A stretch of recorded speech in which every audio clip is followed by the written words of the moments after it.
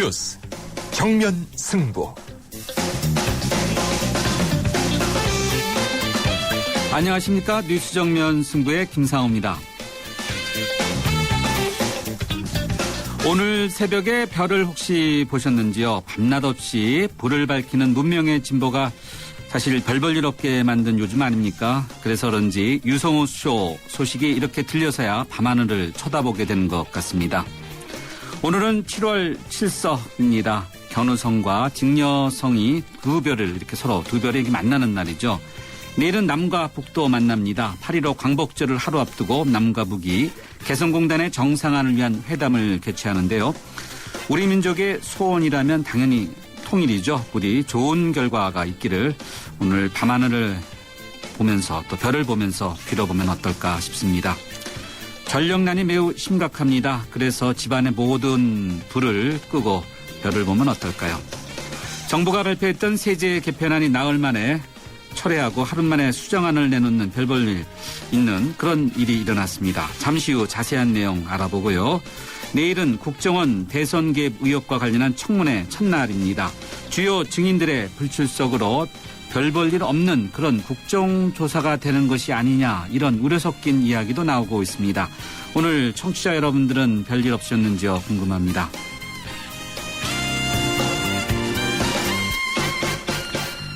네, 뉴스 정면 승부에서는 매일 우리 사회 현 주소를 대변하는 한 글자를 드리고 있는데요. 오늘 한 글자로 바라본 세상은 별입니다. 별에 대한 여러분들의 다양한 생각, 짧은 문자는 50원, 긴 문자는 100원의 유료 문자인데요. 휴대전화 우물정 0945번으로 보내주시면 방송에서 함께 하겠습니다. 8월 13일 화요일 뉴스 정면 승부 문을 열죠.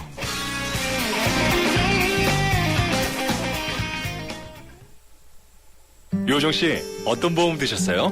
전 MG 새마을금고보험이죠. 짝짝짝 발짝 행복한 보험.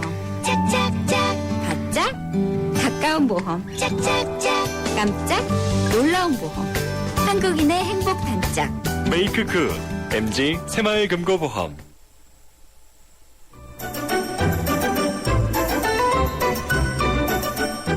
친절한 숙현 씨의 까칠한 뉴스. 네, 뉴스 정면 승부 1라운드 친절한 숙현 씨의 까칠한 뉴스로 시작하겠습니다. 친절한 숙현 씨 나오셨습니다. 안녕하세요. 네, 안녕하세요. 오늘의 까칠한 뉴스, 계속해서 까칠한 뉴스죠. 정부의 세제 개편안. 네네. 정부가 까칠하다는 것을 확실하게 이해해서 그런지 금방 또 수정안을 내놨어요. 네, 어떤 내용이죠? 예. 거의 LT 속도로 밤새 마련을 하신 것 같습니다. 예, 맞습니다. 예, 네. 현우석 경제부총리 겸 기획재정부 장관은요, 소득세 부담이 높아지는 기준선을 기존 연소득 3,450만 원에서 5,500만 원으로 상향하는 수정안을 새누리당에 제시했습니다. 이에 따라서 연소득 5,500만 원에서 6,000만 원까지는 기존 안보다 2만 원 정도를 적게 내고요. 6,000만 원에서 7,000만 원은 원안보다 3만 원가량 소득세가 줄어드는 셈입니다. 당초 기획재정부가 발표한 세법 개정안에 따르면 총소득 3,450만 원부터 7천만 원인 근로자의 소득세는 연간 16만 원 이 정도 증가하는 상황이었는데요. 여기서 다소 낮춘 겁니다.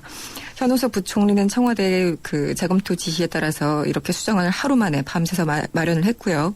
이날 새누리당 의원총회에 보고했습니다. 네, 현 정부의 이제 경제팀에 대한 이거 이대로 둬서는 되겠냐, 안 되지 않겠냐, 뭐 네. 이런 이야기, 뭐 문책론.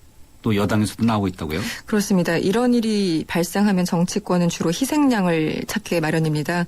잘못을 저질러서 경질되는 경우도 있고요. 또 정치적인 이유 등으로 말 그대로 희생양이 되는 경우도 있는데요.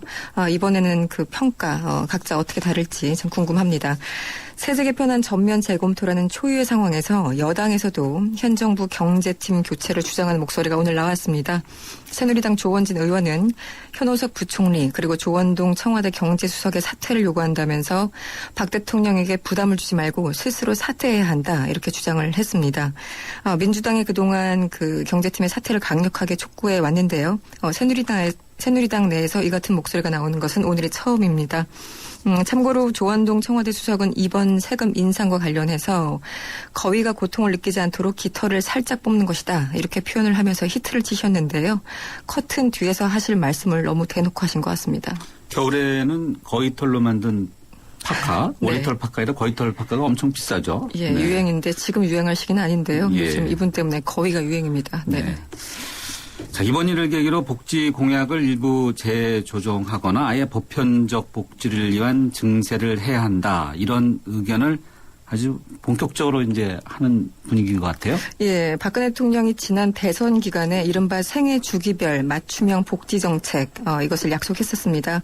재원이 5년간 135조 원이 됩니다. 그러면서도 증세는 없을 것이다 이렇게 얘기를 했는데 이 약속 때문에 세제 개편안과 관련해서 정부 그리고 청와대는 대선 당시 공약대로 증세를 한 게 아니다 이렇게 설명하느라 진땀을 빼야 됐습니다. 세율을 올린 것도 아니고 새롭게 세목을 신설한 것도 아니니까 증세는 아니다. 뭐 이런 논리였는데요. 국민들 눈에는 그저 꼼수로 보였을 겁니다.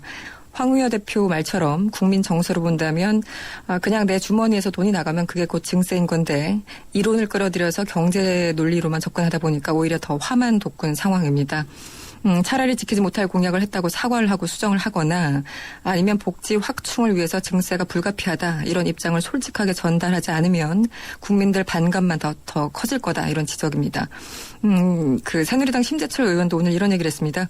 복지 공약으로 세금이 얼마나 무거워질지 정확히 밝혀야 된다 이렇게 좀 노골적으로 얘기를 했는데요. 당내에서는 공약이 헌법은 아니지 않느냐면서 좀 더 현실적이 돼야 된다 이런 지적이 나오고 있습니다. 결국 돈 문제네요. 네. 그렇습니다. 네. 내일은 사실 언론사 입장에서는 매우 바쁜 날인데. 그렇습니다. 네. 남북 간의 실무회담도 있고 네. 또 국정원에 대한 이제 국회 청문회도 있지 않습니까? 네네. 먼저 국정원 소식 좀 전해 주시죠. 예, 기자들의 부담을 좀 덜어주려는데 그 두 분 핵심 증인들이 내일 불참한다고 합니다. 예. 네, 김용판 전 경찰청장에 이어서 원세훈 전 국정원장도 내일 청문회 불참 의사를 밝혔습니다. 원세훈 전 원장의 변호인인 이기배 변호사는요. 원 전 원장이 14일에는 몸이 안 좋아 나가기도 어렵고 다음에 부르면 나가겠다 이런 입장을 국정조사 그 특위 측에 전했다고 합니다. 다음이라는 게 언제입니까? 그러게 말입니다. 이게 회식 자리도 아니고요. 다음이 언제인지 아무도 모르는 상태입니다. 그 앞서서 김용판 전 청장도 그 재판 날짜와 겹쳐서 14일 대신 20일을 청문회에 나오겠다고 밝힌 상태죠. 지금 날짜를 보면 원세훈 원장을 출석시킬 수 있는 날이 16일 아니면 21일 정도입니다. 민주당은 자체적으로요. 16일을 일종의 D-Day로 삼아서 전면적인 장외투쟁으로 전환하려는 이런 모습도 보이고 있는데요. 민주당은 16일에 원 전 원장과 김 전 청장이 청문회에 나올 것을 수정 요구한 상태입니다. 어쨌든 내일 청문회 파행은 좀 불가피해 보입니다. 파행이 불가피하다. 네. 네. 그래서 그러니까 국회에서 국정원 관련 개정안을 계속해서 마련해야 한다. 또 실질적으로 그런 움직임이 나오고 있다고요? 예, 여야에서 이제 그 국정원 관련 여러 가지 문제점을 좀 개선하고자 그 개정안을 내고 있는데요. 오늘은 민주당 민병두 의원이 그 개정안을 2개를 냈습니다. 국정원의 정치 관여 그리고 여기와 관련된 국정원 직원의 비밀 엄수 의무에 예외를 두는 국가정보원 직원법 개정안을 발의했습니다. 그 내용을 보면요. 국정원 직원이 다른 직원의 정치 관여 금지 조항, 위반 사실 등을 신고했을 때 징계할 수 없도록 하는 내용을 담고 있습니다. 또 공익신고자 보호법 개정안도 국회에 제출했는데요. 공익신고를 한 사람이 파면이나 해고 등의 조치를 받았을 때 해당 징계를 내린 사람이 국민권익위원회의 보호조치 결정을 받고도 이를 이행하지 않으면 이행 강제금을 부과하는 내용 등입니다. 흔히 이야기하는 내부자 고발자에 대한 보호. 그렇죠. 이것과의 연관성이 있는 거네. 그러니까요. 네, 맞습니다. 네. 국정원 관련해서 국정조사의 실효성이 있냐 없냐 이런 문제가 제기되고 있는데 그래서 제출된 법안이다 이렇게 봐야 될까요? 그렇습니다. 국회 국정원 국조특위에 출석하는 국정원 직원들이요. 직무상 비밀과 관련한 진술을 하려면은 국정원장의 허가를 받아야 되는 법률이 있습니다. 이 때문에 공익신고자 보호 그리고 진실 규명에 장애가 된다는 지적이 제기된 상황입니다. 그동안 국정원은 비밀 유지를 이유로 해서 국회 상임위 비공개 회의에서도 사실 거의 아무런 답변도 하지 않아 왔습니다. 진실 규명을 한다는 국정조사에서도 비슷한 상황이 현재 좀 되풀이되고 있는데요. 다른 의원들도 관련법을 마련 중이라고 합니다. 네, 알겠습니다. 이번에는 법원으로 가보죠. 총리시대 민간인 불법 사찰 관련 소식이 한동안 상당히 뜨거웠지 않았습니까? 그렇습니다. 이것과 관련한 법원 판결이 나왔다고요? 어떤 내용입니까? 네, 이 공권력이 한 사람을 얼마나 잔인하게 파괴할 수 있는지 보여주는 대표적인 사례가 바로 지난 정권에서 일어난 민간인 사찰이었습니다. 서울중앙지법은 김종익 전 KB 한마음 대표 그리고 가족 등 5명이 국가와 이인규 전 국무총리실 공직윤리지원관 그리고 이영호 전 청와대 고용노사 비서관 등을 상대로 손해배상 청구 소송에서 김 씨에게 4억 2,500만 원을 배상하라고 원고 일부 승소 판결을 했습니다. 다만 김 씨 가족들의 청구에 대해서는 기각했습니다. 재판부는 이렇게 밝혔습니다. 피고들은 불법적인 내사 그리고 강요를 통해서 김 씨가 대표 이사직을 사임하게 하고 주식을 양도하게 했다면서 위법한 직무 집행으로 불법 행위가 인정된다고 판단을 했습니다. 이어서 일반적인 대표이사의 임기에 비춰보면은 김종희 씨가 당시로부터 3년간 근무할 수 있었다고 볼 때 급여 3억 8,500만 원을 손해배상 범위로 인정하고 또 위자료는 4천만 원으로 정한다 이렇게 설명을 한 상태입니다. 네, 사실 뭐 이 정도 갖고 되겠습니까? 정신적인 피해라는 거 산정하기도 어렵죠. 네. 오늘 까칠한 뉴스 여기까지 듣도록 하겠습니다. 고맙습니다. 고맙습니다. 지금까지 이숙현 시사 칼럼니스트였습니다. 지금 시각 6시 18분 6초 막 지나고 있는데요. 교통 상황 알아보겠습니다. 김미란 캐스터. 네, 보다 정확한 정보를 전하는 뉴스 정면 승부 교통정보입니다. 오늘 퇴근길은 평소보다 자동차 전용도로에 이동 차량이 많은 모습인데요. 내부순환로 성수대교 쪽으로 이동하는 데는 지금 성산 램프부터 정릉 터널까지 시속 30km 미만입니다. 반대 성산대교 쪽 이동하는데 종암분기점부터 정릉 터널까지는 밀리고 있는데요. 정릉 터널 부근 3차로에서 추돌 사고가 나 지금 처리 작업하고 있습니다. 사고 위험이 있는 만큼 잘 살펴서 이동을 하셔야겠습니다. 도심 한남대로 따라 강남 쪽 이동 차량도 꾸준하게 늘어나고 있습니다. 남산 1호 터널 이전부터 한남이 고가차도까지 정체가 되고 있고 남산 2사 터널도 모두 강남 쪽으로 속도가 많이 내려가 있습니다. 도심 강남대로 따라 염곡 쪽 이동하는 데는 신사역부터 영동 1교까지 속도가 내려가 있고요. 반대 한남대교 방면 영동 1교부터 신사역까지도 이동 차량이 많아서 정체입니다. 교차하는 테헤란로는 삼성교 쪽으로 이동하는데 국기원 앞부터 삼성역 쪽으로 밀려 지나고 있고요. 반대 강남역 쪽으로도 삼성교부터 강남역까지는 속도가 많이 내려가 있습니다. 뉴스 정면 승부 교통정보였습니다. 대한민국의 하루, 여러분의 하루를 정리해드립니다. YTN 뉴스 FM, 뉴스 정면 승부.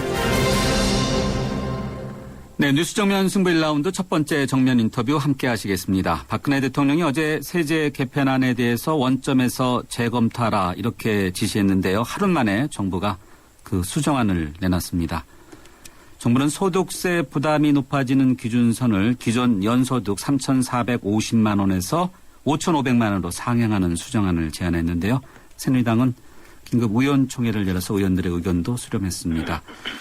어제는 전 국세청장 출신의 민주당 이용섭 의원 연결해서 세제 개편 방향에 대해서 야당의 입장이 어떤지 들어봤는데 오늘은 여당 쪽 의견 들어보겠습니다. 새누리당의 유일호 의원 연결하는데요. 대변인이면서 조세연구원장과 그리고 KD 연구위원을 지낸 관련 세법 전문가십니다. 유 의원님 안녕하세요.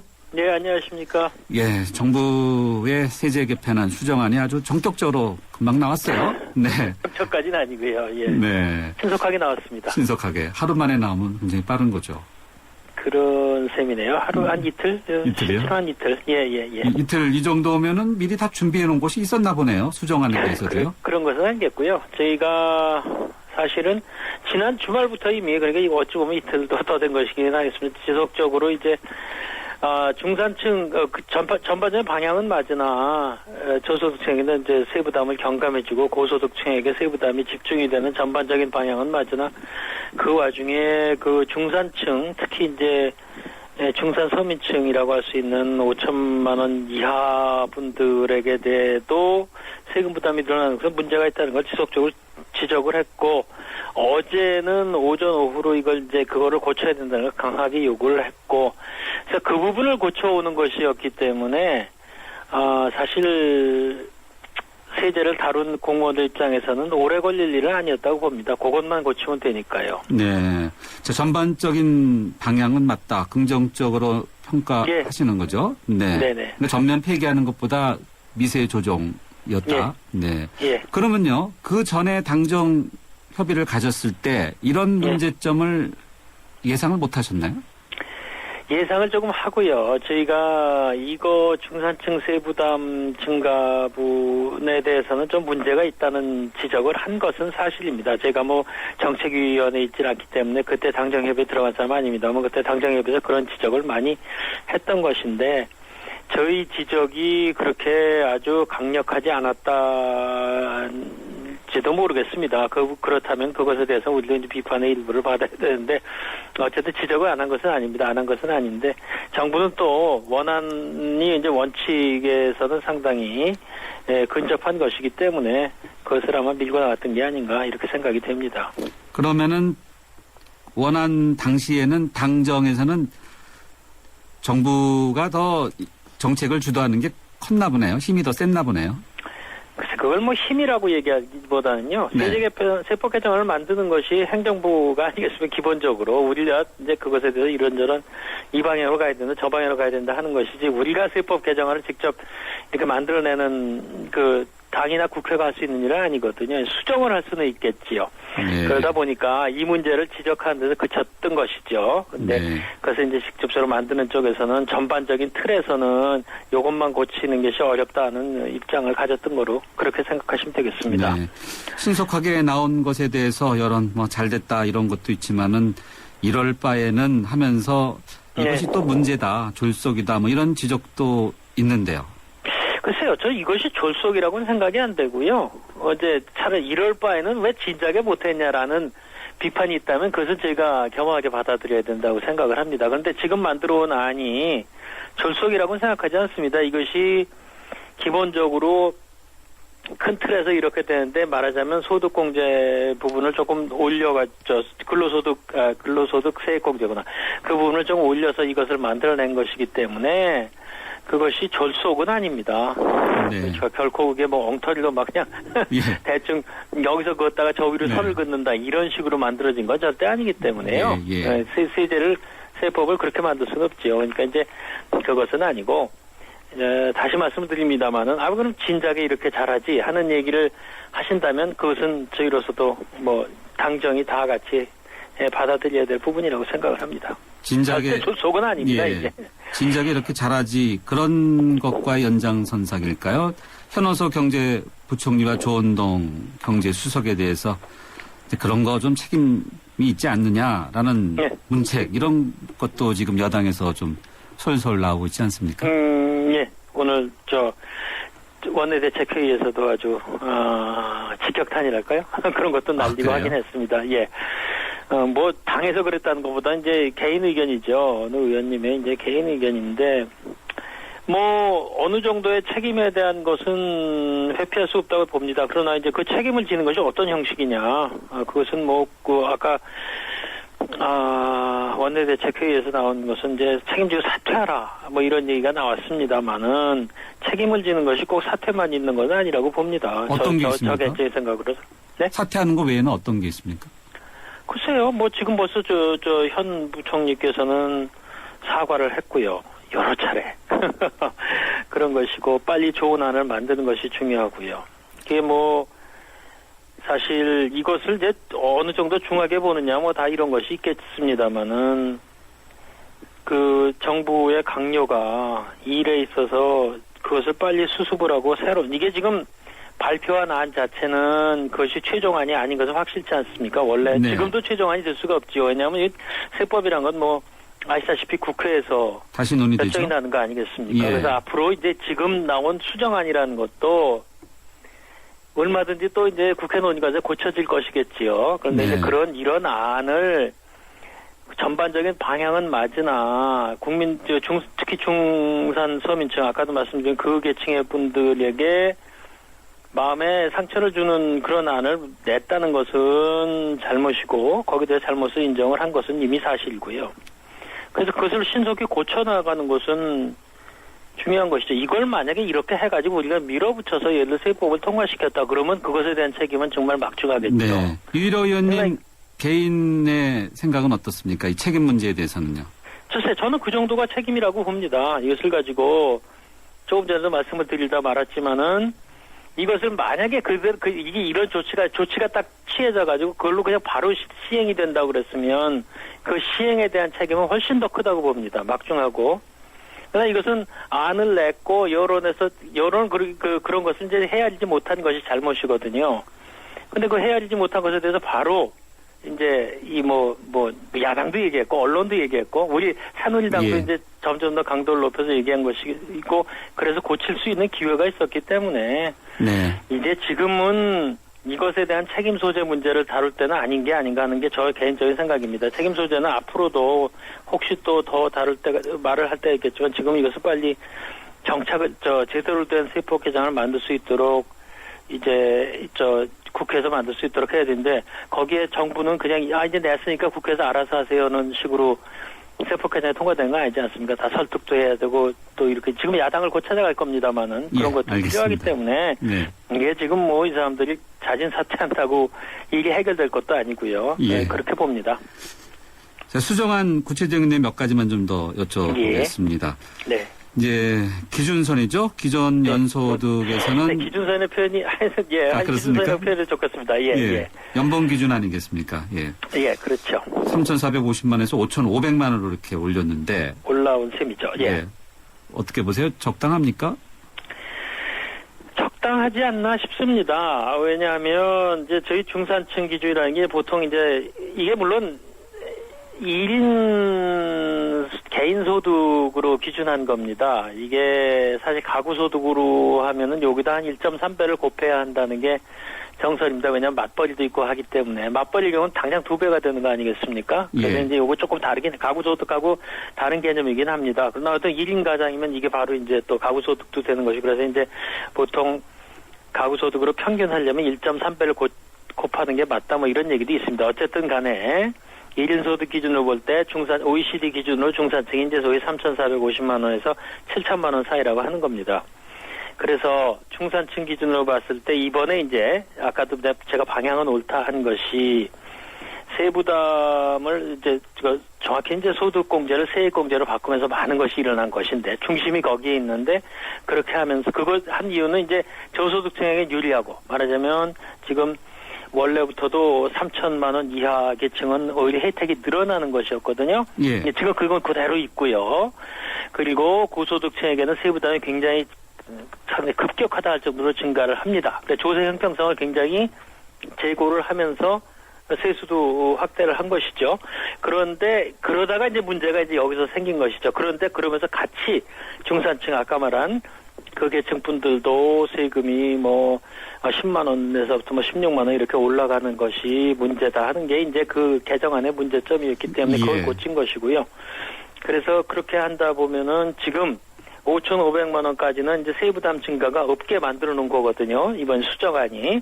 그래서 그거는 괜찮은 게 아닌가. 그리고 5,500만 원에서 7천만 원 계층 분들도 2만 원 내지 3만 원래는 16만 원이 들게 돼 있는 거를 2만 원 내지 3만 원 증가하게 해놨습니다. 그래서 거기는 일종의 중상에 가까운 쪽이기 때문에 2만 원 내지 3만 원의 그 부담 증가가 불가피한 게 아닌가 이렇게 보고 있습니다. 알겠습니다. 예. 자, 나름대로 긍정적으로 평가를 해주셨는데 예, 저는 그렇게 보고 있습니다. 민주당은 이번 세제 개편안에 대해서 여전히요. 네, 이명박 정부 5년 동안 대기업에 세금을 깎아준 이른바 부자 감세 철회가 우선되는 것 아니냐라고 설명을 내놨는데요. 네. 예. 저는 참 그거는 정말 다시 한번 묻고 싶어요. 그렇게 따지면 어제 이용섭 의원님도 나오셨다고 했는데 이용섭 의원님을 타겟을 하는 얘기는 아닙니다만은 김대중 정부나 그러니까 국민의 정부나 참여정부에서도 법인세를 다 깎아줬지 않았습니까? 더 깎아줬죠, 사실은. 그거는 왜 돌려놓자는 말씀을 그때는 안 하셨는지 난 그건 굉장히 궁금해요. 다 같이 해놓고 내가 하면 로맨스고 남이 하면 불륜도 아니고 마치 이명박 정부만 그야말로 부자들을 위해서 법인세를 감세한 것 같이 말씀을 하시는데 그 전에 법인세 감세한 거는 왜 말씀들을 안 하시는지 본인들의 얘기는 안 하시는지 그게 우선 궁금하고요. 법인세라 함은 그게 부자들에 대한 세금이 아닙니다. 지금 대기업에 대해서 세금을 매긴다고 자꾸 말씀들을 하시는데요. 대기업 물론 포함되지만 야당 안에 의할 것 같으면 중견기업도 대부분 그 높은 세율 구간에 들어갑니다. 그리고 기업이 세금을 내는 것은 개인 부자가 세금 내는 것하고는 다릅니다. 예를 들어서 지금 법인세를 매겼다. 그럼 법인세를 내고 나서 법인 이익이 세후 이익이 남는 걸 처분할 거 아닙니까? 그 처분은 투자 아니면 배당입니다. 배당을 받는 게 부자들이죠. 물론 부자만 배당받는 건 아니죠. 소액주주도 받으니까. 근데 부자들이 많이 받을 텐데 그 부자들은 어떻게 됩니까? 그 배당소득은 당연히 종합소득에 포함돼서 소득세를 내게 돼 있는 겁니다. 그렇기 때문에 법인세라는 것이 소득분배와 아무 관계가 없는 것은 아니겠지만 그것이 마치 무슨 부자와 빈자를 가려서 부자에게만 내게 하고 이런 세금이 아니라는 것은 우리가 다 아는 얘기고 교과서에서 예. 나와 있는 얘기거든요. 그렇기 네. 때문에 법인세를 올리느냐 낮추느냐 올릴 수도 있고 낮출 수 있는 것이지만 그것이 마치 부자를 위한 것이고 아닌 걸로 올리면 부자한테 나쁜 것이고 낮으면 부자한테 좋은 것이다. 그런 차원에서 볼 수 있는 게 아니죠. 법인세는 기본적으로 투자의 결정에 관한 세금이라고 보시는 게 맞습니다. 네. 이용섭 의원은요? 이것저것 다 이론을 정하기 전에요. 마치 이명박 정부만 법인세를 낮췄으니까 이명도로 올려라. 아니 그 전에 하신 거를 다 얘기를 해야죠. 그러면. 네. 참. 이용섭 의원은 어제 저희 예. 프로그램에 출연하셔갖고요. 네. 고소득자 고액 재산가 대기업에게 더 많이 부담을 시켜야 된다. 부담을 지워야 된다. 이제 이 주장을 이제 분명히 하셨는데요. 대기업은 이제 바로 법인세를 말씀하시는 것일 텐데요. 그 예. 법인세 얘기는 제가 지금 장황하게 말씀드렸으니까 네. 그렇고요. 고소득자 바로 지금 우리 안이 바로 그 고소득자한테 부담이 엄청나게 집중이 되게 돼 있습니다. 그렇지 네. 않습니까? 지금 이게요. 재산과 마찬가지. 재산가라는 것은 재산과세 아니면은 그 재산에서 나오는 금융소득 같은 걸로 과세를 하게 되는데 금융소득도 사실 종합과세 한도를 2천만 원 낮춰가지고 이미 굉장히 하고 있고 또 그러고도 지금 이렇게 그 소득이 종합소득으로 합산이 되기 때문에 지금 여기서 또 엄청나게 세부담이 사실 늘어나는 것이죠. 그래서 이용섭 의원님이 바로 주장하시는 그것처럼 다 된 것이고요. 다만 다른 점은 대기업에 대한 세금 증가가 없다는 것이죠. 우리는 이제 아까 그것은 제가 충분히 법인세 문제는 충분히 설명을 드렸다고 생각을 합니다. 그래서 만약에 정말 부자냐 아니냐의 문제를 가지고 얘기를 한다면 지금 것이야말로 야당이 주장하는 그 1억 5천만 원의 구간을 내리는 것보다 훨씬 더 부자 증세가 되고 있는 겁니다. 이 의원님께서는요, 이번 정부 세제 개편안에 대해서 이것도 증세의 연장선인지 아니면은 또 지금 언론에서 증세 논란을 이제 많이 보도하는데 예. 증세는 예. 필요하다고 보시는지 궁금합니다. 그러니까 이제 증세라는 것이 이제 자칫하면 이제 말장난이 되기 쉬운 것이 이제 세율 사실은 전문가들은 그렇게 얘기를 합니다. 보통 세율 증가나 세목의 신설 이런 걸 증세라고 하고 이런 비과세 감면을 줄이는 것은 증세라고 이제 통상의 증세라고 말하지 않습니다. 그런데 이제 이번에 하필이면 이 논쟁이 참 본질과 어긋나게 이제 뭐 증세냐 아니냐의 그런 문제를 했는데 사실 처음 시작은 이런 겁니다. 질문이 내진 비난이 증세를 안 하고 복지자원을 만든다고 하고 왜 증세를 하느냐 한 데 대한 대답이 박근혜 당시 후보가 분명히 얘기한 것 아니냐 이렇게 된 겁니다. 그러니까 이제 세목 신설과 저건 없고 비과세 감면만 하겠다. 그렇게 분명히 얘기를 해서 그 공약에 맞게 얘기한 거다라고 하는 것이 이제 답이었습니다. 그러다 보니까 논리가 처음에는 증세 안 한다고 왜 증세했느냐가 아니고 나중에는 아니 증세 실제로 세금 더 내면 증세 아니냐 그거 가지고 왜 증세 아니냐고 하냐 이런 얘기로 나왔습니다. 그래서 이제 지금 그게 말로 이렇게 되는 것이 됐는데 네. 뭐 부담을 느끼는 것으로 보면 증세라고 볼 수 있고요. 네. 이런 류의 증세가 앞으로 필요하냐 저는 비과세 감면을 줄이는 식의 증세는 앞으로 필요하다고 봅니다. 법인세에서도 그게 가능하다고 봅니다. 예. 고용투자 창출세 공제 특정 기업들이 주로 대기업들이 받는 그런 비과세 감면을 우리가 줄일 필요가 있다고 봐요. 그것도 예. 결국은 증세 아니겠습니까? 이거 지금 소득세와 똑같이요. 근데 이제 그것 말고 세율 증가가 꼭 필요하냐 공약을 수행하기 위해서 저는 세율 증대 안 해도 뭐 세율 증대 할 수 있는 곳이 이제 법인세라든가 소득세 주로 그런 데고 이제 마지막에 이제 부가가치세까지 나오는데요. 저희는 세율 증대 안 하고도 재원을 만들 수 있지 않을까 이렇게 생각을 하고 있습니다. 예, 알겠습니다. 의원님 여기까지 듣도록 하겠습니다. 예. 네. 오늘 말씀 감사합니다. 예, 감사합니다. 지금까지 전 조세연구원장을 지내신 새누리당 대변인 유일호 의원이었습니다. 난 너만 지금 PYA를 리스 렌트하시면 1년 뒤 새로운 모델로 바꿔드립니다. 아이서틸은 벨로스터로, 벨로스터는 아이서티로, 아이포틸은 아이포틸 스타일은 그랜저 산타페로. 이게 가능해? 그럼 PYL이니까 갖는 법조차 유니크한 PYL. 최소 3년 이상 계약. 최종 변경 시 88만 원 부담. 자세한 사항은 홈페이지 참조. 우리 딸은 누구랑 결혼할까?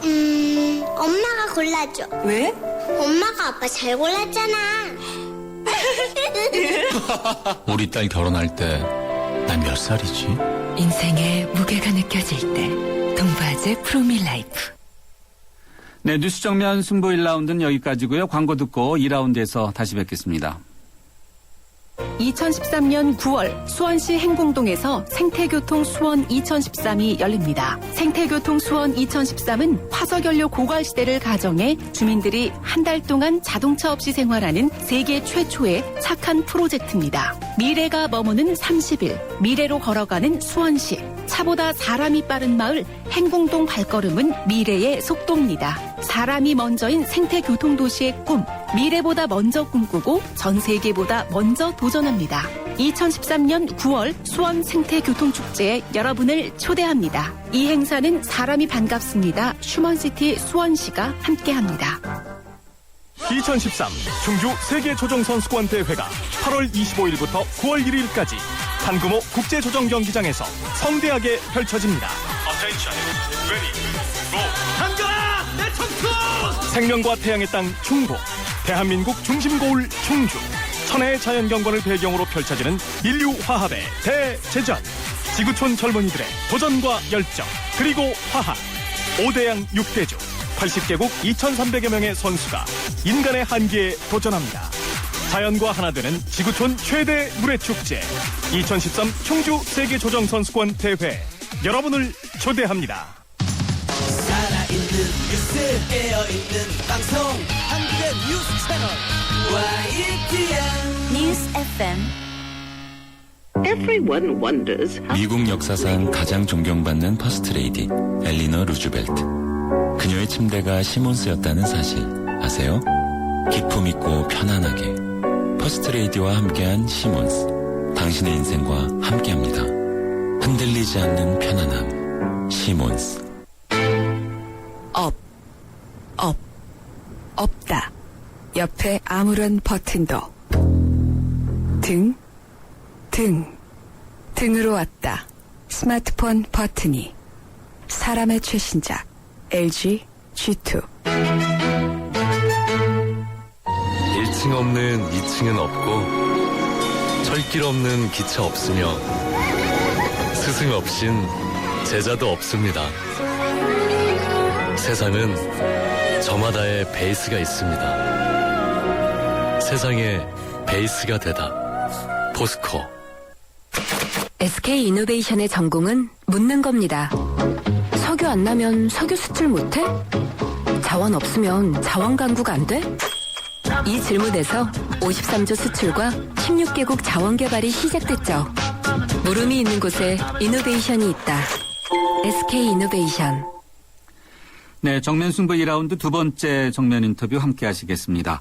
국가정보원의 정치 개입 의혹을 규명하기 위한 국회 청문회가 내일부터 시작됩니다. 핵심 증인, 참고인에 대한 청문회가 세 차례에 걸쳐 실시되는데 첫 해부터 무산될 우려가 커지고 있습니다. 원세훈 전 국정원장과 김용판 전 서울경찰청장이 내일 청문회에 불참하겠다고 밝혔는데요. 청문회에 현역 의원으로서는 유일하게 증인으로 출석하는 민주당 전 최고위원인 강기정 의원 전화로 연결돼 있습니다. 강 의원님 안녕하세요. 네, 안녕하십니까. 예, 강 의원님은 현재 3선의 현역 의원이시지 않습니까? 네, 예. 3선의 현역 의원이 국회 청문회에 증인으로 출석하는 사례가 과거에 있었나요? 아마 지금 한 10년 동안 제가 17, 18, 19대에 있었는데 국정조사가 7번, 이번까지 하면 8번 있었는데 네. 다선 의원이 출석한 경우는 기억이 안 납니다. 예전에 17대 국회 때 그 석유 원전 관련 투자로 해서 열린 우리당 시절 이광재 의원이 증인으로 나왔던 적이 있고요. 예. 예, 현역 의원 중에는 증인으로 나왔던 적을 저는 잘 기억 못하겠습니다. 네. 삼선의 현역 의원이 국회 증인 출석 여러 가지 결심이 좀 필요하지 않았나 이런 생각이 드는데요. 기본적으로 이번 이제 헌정 질서를 파기한 국기문란 사건인데 자꾸 이것을 어떤 국정원 여직원의 인권 유린 사건 내지는 감금 사건으로 이렇게 물타기를 하는 새누리당에 대해서 이건 옳지 않는 것 같다. 그래서 이 사건의 진실 규명을 위해서 누가 되든 나가서 이 사실 규명에 좀 협조해야 되겠다 이런 생각을 갖게 됐습니다. 저는 이제 평소에도 국정감사 증인 채택 과정에도 보면 결국 요리 빠지고 조리 빠지고 증인으로 잘 안 나오려고 그래요. 저는 누가 됐든 증인으로 나와서 잘못을 했든 안 했든 좀 당당하니 그 사실관계나 이런 걸 좀 협조하는 것이 맞다 이런 평소에 생각은 좀 있긴 있었습니다. 네. 언제 출석하십니까? 일정상으로는 내일 14일은 이제 두 분, 그리고 19일이 이제 저희들 쭉 한 20여 명 증인이 나가는 걸로 지금 일정으로는 네, 계획돼 그렇군요. 있습니다. 19일에 네. 출석하는 걸로 일정은 잡혀 있고 네. 앞서 두 분 말씀하셨는데 두 분이 원세훈 전 국정원장 그리고 김용판 전 서울경장 말씀하시는 네. 거죠? 두 분 안 나오신다고 그랬죠? 지금 여러 가지 이유로 못 나오겠다 이렇게 하고 있고 네. 실제로 근데 뭐 일부 언론에서는 또 21일 날 나가겠다 그러는데 이 불출석 사유서에는 뭐 21일 나오겠다 말겠다 이런 이야기도 없이 그냥 아무튼 내일은 못 나오겠다 이렇게 불출석 사유를 적어서 보낸 걸로 알고 있습니다. 네. 민주당 쪽에서는 권영세 현 주중대사 그리고 새누리당의 김무성 의원을 증언대에 세워야 한다라고 계속해서 주장해 오셨지만 관철은 안 된 거죠. 네, 지금 사실은 김용판, 원세훈 증인으로 확정된 사람도 지금 안 나오고 있고 그래서 큰 문제인데 그것 더더욱 권영세, 김무성 두 분 증인 지금 합의도 안 돼서 정말 이 국정조사가 파행으로 거의 가는 것 아니냐 이런 우려 때문에 매우 진실규명이 멀어지는 거 아니냐 이런 불안감이 오고 있습니다. 새누리당 쪽에서는 의원님 외에 이제 김현 의원 또 진선미 의원의 출석을 요구하고 있지 않습니까? 네. 출석 안 하시는 거죠? 아니라 예. 보좌진 우리 민주당 보좌진 당직자 등을 대거 사실은 요구를 했죠. 그래서 결국은 앞서 말씀드렸듯이 국정원 여직원 사건으로 몰고 싶은데 대선 당시에 저도 뭐 12명인가요? 5명이 고발된 사람 중에 한 명인데 본부장으로서 좀 책임있게 나서야 되겠다 이런 생각을 해서 자임 반 또 뭐 당의 어떤 요구 반 해서 나오게 됐습니다. 국정원 여직원 사태라고 지적을 해주셨는데 증인 때 서게 된 여직원 사태의 핵심이 뭡니까? 결국은 우리 민주당에서는 경찰이나 선관위의 이 불법 선거운동, 특히 국정원이 개입된 불법 선거운동의 혐의를 신고하고 그 증거인멸이나 도주 우려에 대해서 함께 경찰과 선관위의 지휘 아래 저희들이 현장에 있었던 것이었고, 저희들은 공정선거 감시단이었다 이렇게 이제 저희들은 이야기하는 거고, 예. 그 새누리당에서는 연약한 이 국가정보원 여직원을 감금했다 이제 이런 쟁점이 있는 것 같습니다. 그러나 이미 그 여러 정황들이 나오다시피 그 여직원의 나가는 길을 확보해주겠다 해도 여직원 나오지 않았을 뿐만 아니라 명백히 불법 선거운동이기 때문에 선관이나 경찰에서 충분히 그 문을 열고 확인해야 될 이유가 있었는데 문을 열지 않았다 이것이 확인되고 있는 거라고 보아져서 그 새누리당이 주장하는 감금이니 이런 이야기는 옳지 않는 이야기라고 보여집니다. 감금이니 또 인권 침해니 이런 것은 예. 옳지 않다고 설명을 해주셨는데 관련된 예상 질의 어떻게 준비하고 계신지요?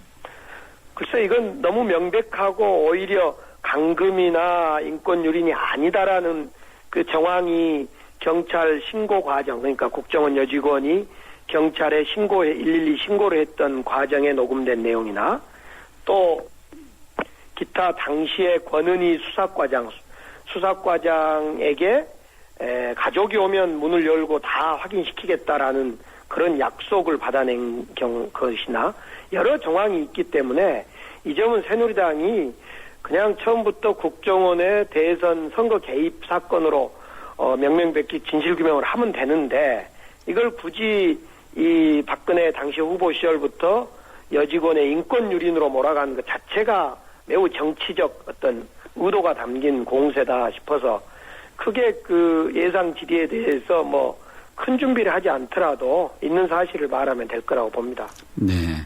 증인은 원래 있는 사실 그대로 이야기하도록 돼 있죠? 네, 그렇습니다. 예. 자, 국정원 여직원 오피스텔 앞에서 문 앞을 지킨 것에 대해서 또 따가운 지적도 일부 있지 않습니까? 오히려 또 민주당 쪽에 불리한 영향을 줬다 이런 것도 있는데 어떻게 평가하시는지요? 이 사건은 당시에도 저희들이 뭐 전체를 알지는 못했습니다만은 당시에도 제보를 받고 또 저희들이 신고를 하고 이런 과정에서 볼 때 국정원의 대선 개입이 매우 조직적으로 이루어지고 있다라는 어떤 그 사실은 어설프니 알게 됐습니다. 그 심리 전담반 72명으로 구성해서 아주 조직적으로 댓글을 달고 또는 국정원이 개입했다. 그렇기 때문에 이 점에 대해서는 유불리를 떠나서 불법 선거 운동에 대한 감시 또 신고 이런 과정이었고 특히나 이것은 당시에 민주당에 대해서 새누리당뿐만 아니라 국정원, 경찰 등 국가기관과 대립하고 싸우는 이런 선거였다. 결과론적으로. 그렇기 때문에 유불리의 문제가 아니라 이 문제는 국정원의 또는 경찰의 국가기관의 대선 개입 여부를 우리는 밝히고자 하는 노력이었고 저쪽은 그걸 감추고자 하는 노력이었기 때문에 유불리를 따질 문제는 아니다. 이렇게 저는 생각합니다. 예, 알겠습니다. 청문회를 공개로 하느냐 비공개로 하느냐 특히 이제 국정원 직원의 증언 문제를 놓고 서로 여야가 맞서고 있지 않습니까? 네. 어떤 것이 바람직하다고 보시는지요? 지금 이제 국정원이 그 업무상 어떤 익명성이 보장되고 국회에서 1조 가량의 예산을 쓰면서도 예산 증빙서를 하나도 제출하지 않아도 되는 소위 특수활동비를 쓰고 있지 않습니까? 그렇게 익명성이나 예산의 증빙서를 제출하지 않아도 되는 것으로 지금 돼 있는 것은 어디까지나 국정원이 외교 대북이나 또는 외교 정보 활동에 써라 또 그렇게 활동해라라는 그런 점 때문에 그런 익명성이나 어떤 증빙서류 없이 1조 원가량을 쓰도록 했는데 지금처럼 이렇게 불법 선거 개입을 하고 이런 경우라면 얘기가 좀 달라지는 거죠. 이런 경우까지를 그 비공개하고 국정원 직원들의 어떤 얼굴을 가린다거나 특히 이 국정원 이제 아마 증인으로 나온 사람들이 갑작스럽게 돌출 행동을 하거나 양심 선언을 하거나 이럴 우려가 있어서 국정원이 통제하고 있는 것 같다. 저는 이렇게도 생각합니다. 네. 그런 점에서 이번에 그 증인으로 나온 사람들은 물론 검찰에 고발된 사람도 있고 또 뭐 이렇게 있습니다만은 떳떳이 국정원의 어떤 그 대선 개입에 대해서 국민 앞에 나서서 이야기를 해야 된다 이렇게 생각합니다. 네, 민주당은 대선 결과에 대해서 불복하는 것은 아니다라고 이렇게 기본 입장을 계속해서 밝히고 있지 않습니까? 네. 그러면은 국정원 국정조사를 통해서 민주당이 얻고자 하는 목표는 무엇인지요? 우선은 현실적으로 지금 원세훈 원장 외에는 아무도 처벌 관련자를 혐의가 확인됐음에도 불구하고 검찰에서 아무런 처벌을 하지 않고 다 기소유예를 내렸습니다. 이런 사람들을 다 처벌해야 되는 것이 첫 번째고요. 두 번째로 이제 이 국정원이 이렇게 자꾸 선거에 개입하고 이래서는 앞으로의 우리 정치의 미래도 없다. 이래서 국정원에 대해서 철저히 그 환골탈퇴하는 개혁을 해야 되고요. 마지막으로 이 문제는 누가 뭐라 하더라도 박근혜 후보, 즉 대통령의 현재 이 문제이자 또 지난 과거의 문제이기 때문에 재발 방지 약속이나 사과에 대해서 또 해명이 있어야 될 문제다. 이런 점을 분명히 하지 않으면 안 되겠다 이렇게 생각합니다. 예, 알겠습니다. 국정원 문제와 관련해서 민주당이 장외투쟁을 하고 있지 않습니까? 언제까지 하는지 그리고 어떤 입장이신지 궁금합니다. 예. 앞서 말씀드렸던 세 가지 그러니까 관련자 처벌, 국정원 개혁, 대통령의 재발 방지 약속 및 사과 그리고 국정조사를 통한 진실규명 이 네 가지 목표를 분명히 걸었고요. 그런데 그중에 지금 어떤 것도 되지 않고 있어서 정말 이렇게 가면 장애투쟁과 지금 저희들은 원내투쟁을 함께 병행한다 하지만은 정말 이렇게 되면 의회 정치가 중대한 네. 위기에 빠지지 않겠나 이렇게 생각을 해봅니다. 예, 알겠습니다. 여기까지 듣겠습니다, 의원님. 네. 감사합니다. 네. 감사합니다. 민주당 강기정 의원이었습니다. 현대증권이기에 가능한 혜택. 스마트 이블로 한 달에 한 번 스마트폰 주식 거래를 한다. 통신비를 받는다. 금융상품 거래를 한다. 평가 금액에 따라 통신비 혜택을 더 받는다. 2013년엔 쭉 모두 모아 통신비 이벤트. 자세한 내용은 홈페이지에 에이버 현대증권. 투자 손실에 유의하세요. 소녀시대 유나예요. 신혼침대 고를 때 앉아보고 누워봐도 진짜 모르겠죠. 꽉 이게 물어봐. 붙자매자야 신혼이 길어지지. 침대는 가구가 아냐. 침대과학 에이스 침대. 해버 굿잠. 튼튼한 타이어 들어간 금호 타이어 금호 튼튼한 타이어 들어간 금호 타이어 금호 언제나 오래오래 들어간 금호 타이어. 튼튼한 트럭 타이어 금호 타이어.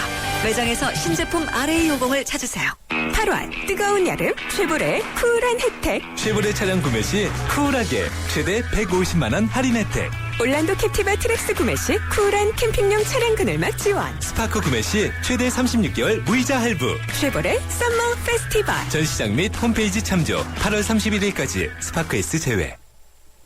네, 오늘 뉴스 정면 승부가 한 글자로 바라본 세상은 별입니다. 여러분과의 대화창은 휴대전화 우물정 0945번으로 열어놓고 있고요. 그리고 저희 뉴스 정면 승부는 대한민국 대표은행 KB국민은행과 함께하고 있습니다. 주요 뉴스 들으시고 저는 3라운드에 다시 뵙겠습니다.